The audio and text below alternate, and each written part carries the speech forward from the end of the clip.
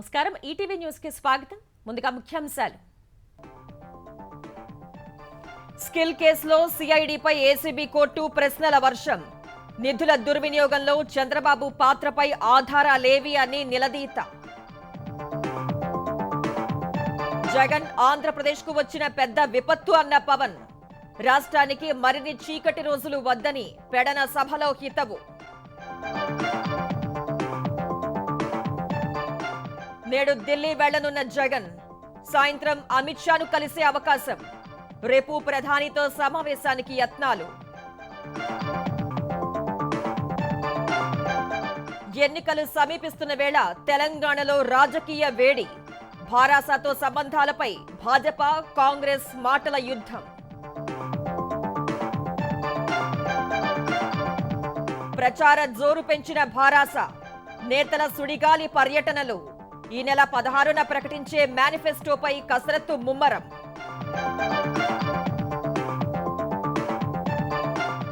తెలంగాణలో కానిస్టేబుళ్ల తుది ఎంపిక జాబితా విడుదల న్యాయ వివాదాలతో 325 పోస్టుల ఫలితాల ప్రకటన వాయిదా సిక్కింలో వర్ష బీభత్సానికి 10 మంది మృతి వరదలకు 22 మంది జవాన్లు సహా 82 మంది గల్లంతో ముమ్మరంగా సహాయ చర్యలు నేటి నుంచే వన్డే ప్రపంచ కప్ మహాసంగ్రామం ఇంగ్లాండ్ న్యూజిలాండ్ మధ్య తొలి మ్యాచ్ ఈ నెల 8న భారత్ ఆస్ట్రేలియా పోరు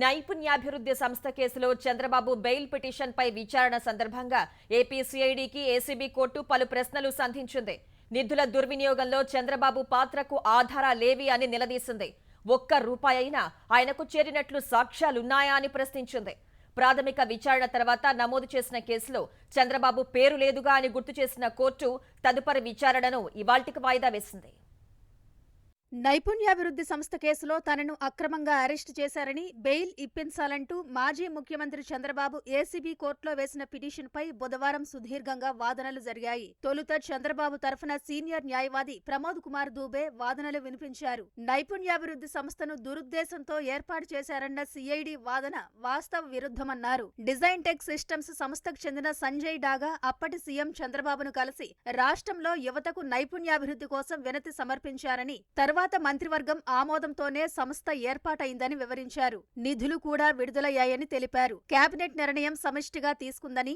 అది చంద్రబాబు వ్యక్తిగత నిర్ణయమని చెప్పేందుకు సిఐడి వద్ద ఆధారాలు లేవని వివరించారు సమష్టి నిర్ణయాలను వ్యక్తులకు ఆపాదించడం సరికాదంటూ సుప్రీంకోర్టు పలు తీర్పులిచ్చిందని గుర్తు చేశారు సిమెన్స్ సంస్థ డిజైన్ టెక్ ఏపీఎస్ఎస్డిసి మధ్య జరిగిన అవగాహన ఒప్పందంపై చంద్రబాబు సంతకం చేయలేదన్నారు ఈ వ్యవహారంలో ఆయన్ను బాధ్యుడిగా చేయడానికి వీల్లేదని వాదించారు ఏపీఎస్ఎస్డిసికి కేంద్ర ప్రభుత్వం కొంత నిధులిచ్చిందన్న ఆయన రాష్ట్రపతి సైతం గెజిట్ జారీ చేశారని తెలిపారు అక్రమాలు చోటు చేసుకున్నాయని రాష్ట్రపతిని సైతం ఇందులోకి లాగుతారా అని ప్రశ్నించారు ఈ కేసులో సిఐడి నమోదు చేసిన సెక్షన్లు చంద్రబాబుకు వర్తించవన్నారు ఐపీసీ సెక్షన్ 420, 409 ఒకేసారి వర్తింప చేయడానికి వీల్లేదని సుప్రీంకోర్టు చెప్పిందని తెలిపారు ఈ కేసులో నిందితులుగా ఉన్న పలువురికి కోర్టు ఇప్పటికే బెయిల్ మంజూరు చేసిందని గుర్తు చేశారు కోర్టు అనుమతితో చంద్రబాబును సిఐడి 2 రోజుల పాటు ప్రశ్నించనందున జ్యుడిషియల్ రిమాండ్ కొనసాగించాల్సిన అవసరం లేదన్నారు పిటిషనర్ నిరంతరం ప్రజల్లో ఉండే మనిషి అని ఆయన తప్పించుకుపోతారని గాని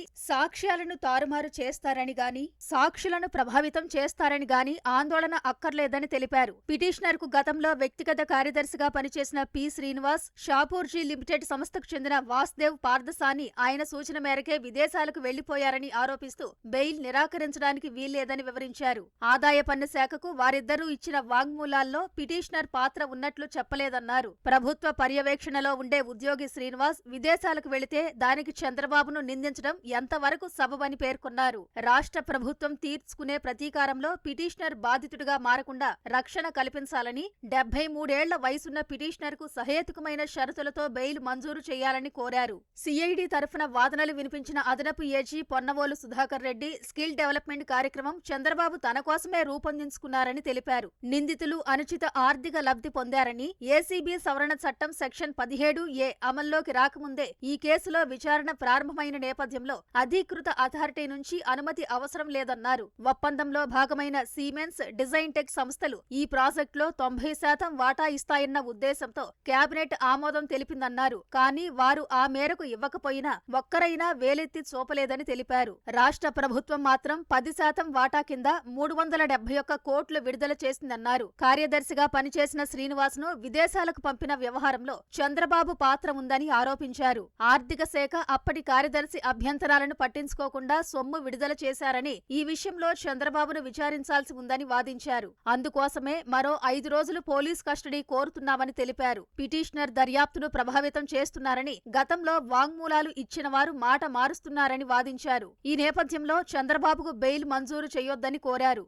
విచారణ సందర్భంగా న్యాయమూర్తి పలు కీలక వ్యాఖ్యలు చేశారు. నైపుణ్యాభివృద్ధి సంస్థ నిధుల వినియోగంలో కుంభకోణం జరిగిందనుకున్న ఈ వ్యవహారంతో చంద్రబాబుకు సంబంధం ఉన్నట్లుగాని, నిధుల దుర్వినియోగంలో ఆయన పాత్ర ఉందని కాని, ఒక్క రూపాయి సొమ్మైనా ఆయనకు చేరినట్లు కాని ప్రాథమిక ఆధారాలేవీ లేవు కదా అని సిఐడిని ఏసీబీ కోర్టు ప్రశ్నించింది.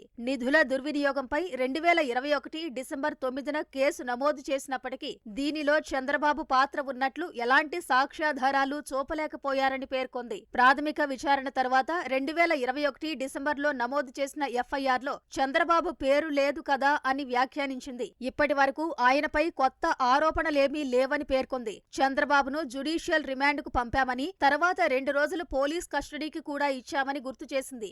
దర్యాప్తు పురోగతి ఏంటని సిఐడిని ప్రశ్నించింది. తెలుగుదేశం పార్టీ బ్యాంకు ఖాతాలో 27 కోట్లు జమైనట్లు దర్యాప్తులో తేలిందని, ఈ వ్యవహారంపై విచారణ చేసేందుకు చార్టెడ్ అకౌంటెంట్ కు నోటీసు ఇచ్చామని సిఐడి తరఫున అదనపు ఏజీ పొన్నవోలు సుధాకర్ రెడ్డి, ప్రత్యేక పీపీ వివేకానంద కోర్టుకు తెలిపారు. ఈ నెల 10 వరకు సమయం కావాలని సీఏ సమాధానం ఇచ్చారన్నారు. మిగిలిన వాదనల కోసం విచారణను గురువారానికి వాయిదా వేస్తున్నట్లు ఏసీబీ కోర్టు న్యాయాధికారి హిమబిందు ప్రకటించారు. బెయిల్తో పాటు పోలీస్ కస్టడీ, పీటీ వారెంట్లపై విచారణ జరుపుతామని పేర్కొన్నారు. ఫైబర్ గ్రిడ్ కేసులో ముందస్తు బెయిల్ కోసం చంద్రబాబు దాఖలు చేసిన పిటిషన్పై హైకోర్టులో విచారణ ఇవాళ కూడా కొనసాగనుంది. చంద్రబాబు తరపున వాదనలు వినిపించిన సీనియర్ న్యాయవాది సిద్ధార్థ్ అగర్వాల్, టెరాసాఫ్ట్ సంస్థకు టెండర్ ఖరారు విషయంలో సాంకేతిక కమిటీ, టెండర్ అవార్డు కమిటీలో చంద్రబాబు సభ్యుడిగా లేరన్నారు. విధాన నిర్ణయాల అమలు విషయంలో కొందరు చేసిన తప్పులకు, ఆర్థిక అక్రమాలకు, చోటు చేసుకున్న లోపాలకు అప్పటి ముఖ్యమంత్రిని బాధ్యుణ్ణి చేయటం సరికాదన్నారు. రాజకీయంగా బలమైన ప్రత్యర్థిగా ఉన్న పిటిషనర్ను జైల్లో ఉంచాలని ప్రభుత్వం భావిస్తోందన్న ఆయన దురుద్దేశంతో తప్పుడు కేసులో ఇరికించారని వివరించారు. సిఐడి మొదట నమోదు చేసిన ఎఫ్ఐఆర్లో చంద్రబాబు పేరు లేదని, విచారణకు హాజరు కావాలని ఇప్పటి వరకు ఎలాంటి నోటీసు ఇవ్వలేదన్నారు. స్కిల్ కేసులో రిమాండ్ విధించాక సిఐడి ఒక్కసారిగా పేరును నిందితుల జాబితాలో చేర్చిందన్నారు. ఈ కేసులో ఇతర నిందితులకు హైకోర్టు ముందస్తు బెయిల్ మంజూరు చేసిందని, పిటిషనర్కు బెయిల్ ఇస్తే సాక్షుల్ని ప్రభావితం చేస్తారు అనే ప్రశ్నే ఉత్పన్నం కాదన్నారు. ఈ అంశాల్ని పరిగణనలోకి తీసుకుని ముందస్తు బెయిల్ మంజూరు చేయాలని కోరారు. పూర్తి స్థాయి వాదనలు వినేందుకు సమయం లేకపోవటం వల్ల విచారణను ఇవాళ్టికి వాయిదా వేస్తున్నట్లు న్యాయమూర్తి జస్టిస్ కె సురేష్ రెడ్డి ప్రకటించారు. తెలుగుదేశం అనుభవం, జనసేన పోరాట పటిమ కలిస్తే వచ్చే ఎన్నికల్లో జగన్ను అధహ పాతాళానికి తొక్కేయవచ్చని జనసేన అధినేత పవన్ కళ్యాణ్ అభిప్రాయపడ్డారు. జగన్ ఆంధ్రప్రదేశ్కు వచ్చిన ఒక విపత్తే తప్ప భవిష్యత్తు ఏ రకంగానూ కాదన్నారు. వారాహి యాత్రలో భాగంగా పెడనలో నిర్వహించిన బహిరంగ సభలో పాల్గొన్న పవన్ వైకాపా ప్రభుత్వంపై విరుచుకుపడ్డారు. జగన్ మాటలు నమ్మి 151 మంది ఎమ్మెల్యేలు, 22 మంది ఎంపీలను గెలిపిస్తే అభివృద్ధిని పక్కన పెట్టి ప్రతిపక్ష నాయకులపై కేసులు పెడుతూ మాజీ ముఖ్యమంత్రిని కూడా జైల్లో పెట్టే పరిస్థితికి వచ్చారని మండిపడ్డారు.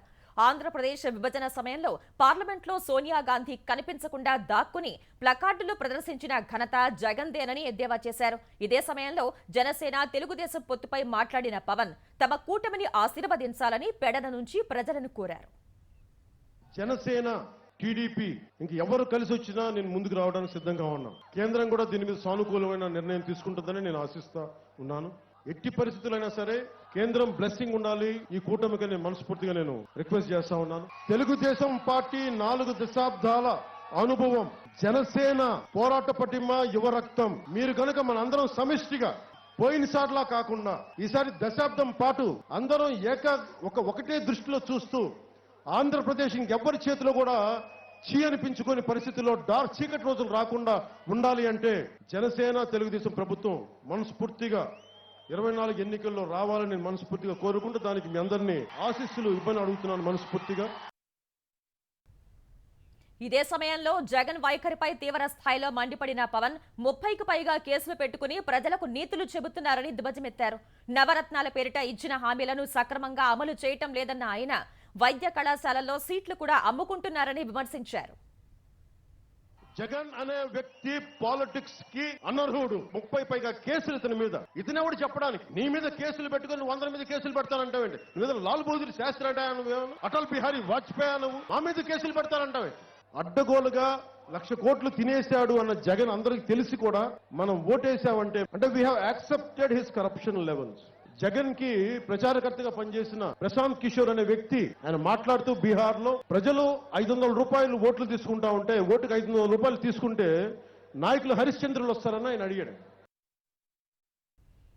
తెలుగుదేశం పార్టీ జాతీయ ప్రధాన కార్యదర్శి నారా లోకేష్ ఇవాళ ఢిల్లీ నుంచి ఏపీకి తిరిగి రానున్నారు. చంద్రబాబు కేసుకు సంబంధించి న్యాయవాదులతో సంప్రదింపులు, ఇతర పార్టీ నేతలతో సమన్వయం కోసం గత నెల 14న రాజమహేంద్రవరం నుంచి ఢిల్లీ వెళ్లారు. అప్పటి నుంచి ఢిల్లీలో వివిధ రూపాల్లో చంద్రబాబు అరెస్టుకు నిరసనగా ఆందోళనలు చేపట్టారు. ఇవాళ రాత్రి 8 గంటలకు ఢిల్లీ నుంచి గన్నవరం రానున్న లోకేష్ రోడ్డు మార్గంలో రాజమహేంద్రవరం వెళ్తారు. రేపు కేంద్ర కారాగారంలో చంద్రబాబుతో ములాఖత్తు కానున్నారు. జనసేనతో సమన్వయం కోసం తెలుగుదేశం తరపున 5 సభ్యుల కమిటీ పేర్లను ఈ భేటీలో ఖరారు చేసే అవకాశం ఉంది. ముఖ్యమంత్రి జగన్ ఇవాళ రేపు ఢిల్లీలో పర్యటించనున్నారు. ఉదయం 10 గంటలకు విజయవాడ నుంచి ఢిల్లీ బయలుదేరి వెళ్లనున్న సీఎం 2 రోజుల పాటు అక్కడే బస చేయనున్నారు. రేపు ఉదయం 10 గంటలకు ఢిల్లీ విజ్ఞాన్ భవన్ లో కేంద్ర ప్రభుత్వం నిర్వహించే వామపక్ష తీవ్రవాద ప్రభావిత రాష్ట్రాల సదస్సుకు హాజరు కానున్నారు. మరోవైపు అపాయింట్మెంట్ ఖరారైతే ఈ సాయంత్రం కేంద్ర హోంమంత్రి అమిత్ షాతో జగన్ భేటీ అయ్యే అవకాశాలున్నట్లు తెలుస్తోంది. రేపు సాయంత్రం ప్రధాని మోదీతోనూ సీఎం భేటీ అవుతారని సమాచారం. ప్రధాని మోదీ వ్యాఖ్యలతో భారాస భాజపా ఎప్పుడూ కలవవు అనేది స్పష్టమైందని భాజపా తెలంగాణ ఎన్నికల ఇన్ఛార్జ్ ప్రకాష్ జావడేకర్ అన్నారు. కాంగ్రెస్ భారాస ఎప్పుడూ కలిసి పోటీ చేశాయని ఆరోపించారు. కాంగ్రెస్ హయాంలో కేసీఆర్ కేంద్ర మంత్రిగాను పనిచేశారని గుర్తు చేశారు. ఎన్డీఏలో చేరేందుకు మోదీ నిరాకరించడం వల్ల ప్రధాని తెలంగాణ పర్యటనకు వచ్చినప్పుడు కేసీఆర్ కలవటం లేదని ఆరోపించారు. वो बहुत ही निंदनीय है। प्रधानमंत्री को लायर कहता है। सच बताया, मोदी जी ने सच्चाई बताई। बताओ केटीआर और केसीआर आप प्रधानमंत्री को मिले थे कि नहीं? आपने प्रधानमंत्री को एनडीए में आने की इच्छा जताई थी कि नहीं? और प्रधानमंत्री ने मना किया इसलिए नहीं आ सके। तो ये सच्चाई क्यों नहीं बताते? हम लड़ाई कर रहे तेलंगाना की जनता के लिए। जिस तरह से लूटा है इन्होंने, इस लूट का जवाब जनता देगी। తెలంగాణలో భారాస భాజపా ఎంఐఎం కలిసి కాంగ్రెస్ ను ఓడించేందుకు ప్రయత్నిస్తున్నాయని ఆ పార్టీ రాష్ట్ర వ్యవహారాల ఇన్ఛార్జ్ మాణిక్రావు ఠాక్రే ఆరోపించారు. ఢిల్లీ మద్యం కేసులో అక్కడి ఉప ముఖ్యమంత్రిని అరెస్ట్ చేసిన సీబీఐ కేసీఆర్ కుమార్తె కవితని ఎందుకు అరెస్ట్ చేయలేదని ప్రశ్నించారు. దేశంలోని పలు రాష్ట్రాల్లో కాంగ్రెస్ ను ఓడించేందుకు భాజపా ఎంఐఎం ను మోహరిస్తుందని విమర్శించారు. केसीआर ही बीजेपी चला रहा है। किसको अध्यक्ष बिठाना, किसको अध्यक्ष पद से निकालना, ये अभी छुपा हुआ नहीं है। ये तीनों पार्टी एक साथ है। जहां पर भी बीजेपी चाहती है कि एमआईएम को कहीं पे लगाना है, कांग्रेस की वोट कटवाना है, वहां पे उनको कटवाने के लिए लगा देती है। अभी राजस्थान में एमआईएम जा रही है, मध्य प्रदेश में जा रहे हैं, छत्तीसगढ़ में जा रहे हैं। 2024 में ये किसको मदद करने वाले भी है? केसीआर सीधा सीधा है कि बीजेपी को मदद करने के लिए इस तरीके से प्रयास है। लेकिन जब से हमारे डिक्लेरेशन सामने आए, अभी उनको समझ में नहीं आ रहा कि हम क्या करें। अभी 3 महीनों से कहीं महाराष्ट्र में दिखाई नहीं देते बीआरएस। उनको समझ चुका है कि यहाँ पे हमारी हार होने वाली है, तो पूरी तरह बोड़ा बिस्तारा गुंडाल के पूरा वापस तेलंगाना में आ गए हैं। ఎన్నికల ప్రచారంలో భారాస జోరు పెంచింది. మంత్రులు కేటీఆర్, హరీష్ రావు సుడిగాలి పర్యటనలు చేస్తున్నారు. ఇప్పటికే 50 నియోజకవర్గాల్లో పర్యటించారు. త్వరలో ఎన్నికల కోడ్ రానున్నందున అభివృద్ధి పనుల ప్రారంభోత్సవాలు, శంకుస్థాపనల వేగం పెంచారు. కేటీఆర్, హరీష్ రావు 2-3 నియోజకవర్గాలకు వెళ్లి అభివృద్ధి కార్యక్రమాల్లో పాల్గొంటున్నారు. ఆ తర్వాత సభలు నిర్వహిస్తూ పార్టీ శ్రేణుల్లో జోష్ పెంచుతున్నారు. ఎన్నికల షెడ్యూల్ వచ్చాక సీఎం కేసీఆర్ కూడా పూర్తి స్థాయిలో రంగంలోకి దిగనున్నారు. త్వరలో కేబినెట్ సమావేశం నిర్వహించి కీలక నిర్ణయాలు తీసుకోనున్నారు. ఈ నెల 16న వరంగల్లో జరగనున్న విజయ గర్జన సభలో ప్రకటించిన మేనిఫెస్టోపై కేసీఆర్ కసరత్తు చేస్తున్నారు. రైతులకు పింఛన్, ఉచితంగా ఎరువుల పంపిణీ వంటి అంశాలను పరిశీలిస్తున్నట్టు తెలుస్తోంది. మహిళలు, యువత, బీసీలు, మైనార్టీలకు పలు ఎన్నికల హామీలు ఇచ్చేందుకు కసరత్తు చేస్తున్నట్టు తెలుస్తోంది. ఎన్నికల షెడ్యూల్ వచ్చిన తర్వాత కేసీఆర్ సుమారు 100 నియోజకవర్గాల్లో పర్యటించేలా ప్రణాళికలు చేస్తున్నట్లు సమాచారం. మరోవైపు భారాస అభ్యర్థులు ఇంటింటి ప్రచారం ముమ్మరం చేశారు. కాలనీలు, బస్తీల్లో ప్రముఖులు, కుల సంఘాలతో సమావేశాలు నిర్వహిస్తూ మద్దతు కోరుతున్నారు. తెలంగాణలో కానిస్టేబుల్ ఉద్యోగ నియామక తుది ఫలితాలు విడుదలయ్యాయి. ఈ పోస్టులకు ఎంపికైన అభ్యర్థుల తుది జాబితాను తెలంగాణ పోలీస్ నియామక బోర్డు విడుదల చేసింది.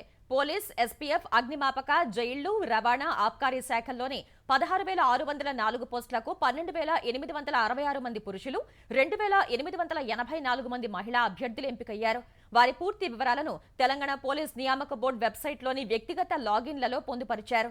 అయితే పోలీస్ రవాణా సంస్థలో 100 డ్రైవర్ పోస్టులతో పాటు అగ్నిమాపక శాఖలో 225 డ్రైవర్, ఆపరేటర్ పోస్టులకు సంబంధించిన తుది ఎంపిక ఫలితాలను మాత్రం తర్వాత వెల్లడిస్తామని బోర్డు తెలిపింది. కోర్టులో వ్యాజ్యాలు కొనసాగుతున్నందున ఈ నిర్ణయం తీసుకున్నట్లు పేర్కొంది. తుది ఎంపిక ప్రక్రియపై అభ్యంతరాల నివృత్తికి పోలీస్ నియామక బోర్డు అవకాశం కల్పించింది. ఈ ఉదయం 8 గంటల నుంచి 7వ తేదీ సాయంత్రం 5 గంటల వరకు వెబ్సైట్లో వ్యక్తిగత లాగిన్ ఐడి ద్వారా దరఖాస్తు చేసుకోవచ్చని తెలిపింది. ఇందుకోసం తెలంగాణ స్థానికులైన ఎస్సీ, ఎస్టీ అభ్యర్థులు 1000, ఇతరులు 2000 చెల్లించాల్సి ఉంటుందని వెల్లడించింది. ఈ విషయంలో ఎలాంటి వ్యక్తిగత వినతుల్ని నేరుగా ఇవ్వటాన్ని అంగీకరించబోమని అధికారులు స్పష్టం చేశారు. శాసనసభ ఎన్నికల సన్నాహకాలపై సమీక్ష కోసం కేంద్ర ఎన్నికల సంఘం 3 రోజుల హైదరాబాద్ పర్యటన నేటితో ముగియనుంది. సీఈసీ రాజీవ్ కుమార్ నేతృత్వంలోని బృందం గత 2 రోజులుగా రాజకీయ పార్టీలు, ఎన్ఫోర్స్మెంట్ ఏజెన్సీలు, సీఈఓ, పోలీస్ నోడల్ అధికారులు, కలెక్టర్లు, పోలీస్ అధికారులతో సమావేశమైంది. ఎన్నికల ఏర్పాట్లు, ప్రణాళికలపై చర్చించింది. ఇవాళ ప్రభుత్వ ప్రధాన కార్యదర్శి, డీజీపీ, సీనియర్ అధికారులతో కమిషన్ సమావేశమవుతుంది. అంతకుముందు ఓటర్ అవగాహన కార్యక్రమాలపై ప్రదర్శనను తిలకించడంతో పాటు దివ్యాంగ, యువ ఓటర్ల కమిషన్ చర్చించనుంది. మధ్యాహ్నం మీడియా సమావేశం అనంతరం 3 రోజుల పర్యటన ముగించుకుని ఈసీ బృందం ఢిల్లీ బయలుదేరి వెళ్లనుంది. భాజపా తెలంగాణ పదాధికారుల సమావేశం నేడు జరగనుంది. పార్టీ రాష్ట్ర కార్యాలయంలో జరిగే ఈ సమావేశానికి భాజపా సంస్థాగత జాతీయ ప్రధాన కార్యదర్శి బిఎల్ సంతోష్ హాజరు కానున్నారు.